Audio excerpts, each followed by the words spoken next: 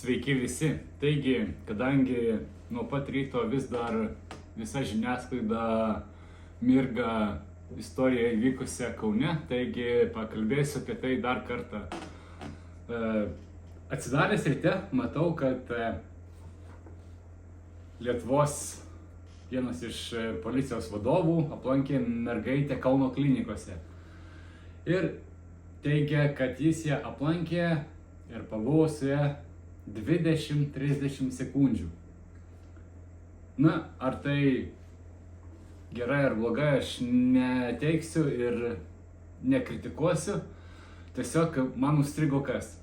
Vakar buvo išplatintas pranešimas iš daktarų, taip pat ir iš mūsų gerbimo vadovo, kad mergaitė laikosi labai šauniai, puikiai, yra tikras pavyzdys, kaip galima laikytis, kokia stipri jinai, kaip visa kita.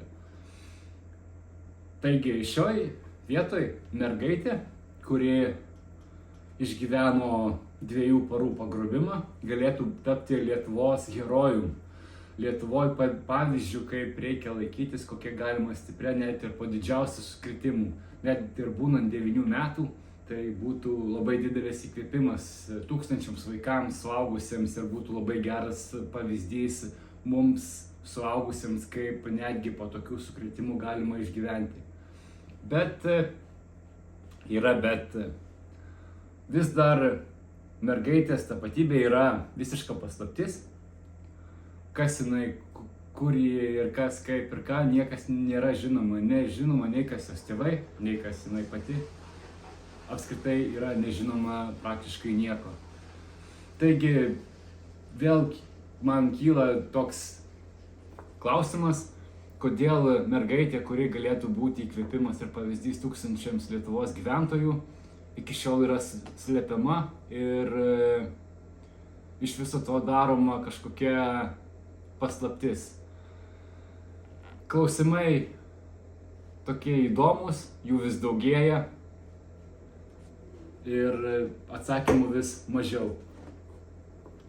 Žmogus, kuris yra įtariamas atliktų nusikaltimų, yra sulaikytas, greičiausiai jam bus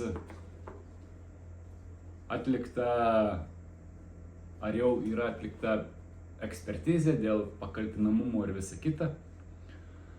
Ir greičiausiai jisai nebus rodomas nei teismas, nebus rodomas niekas. Tiesiog bus viskas už uždarų durų.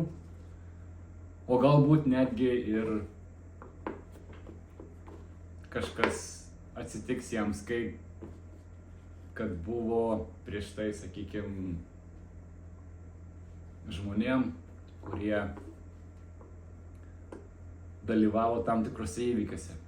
Kaip nutiks, pamatysime ateityje ir tikėkime, kad mes pamatysime tą nuostabią mergaitę, kuri taip puikiai atsilaikė, kuri yra stipri ir taps įkvėpimu mums visiems. Ačiū Jums labai, iki greito pasimatymo, iki.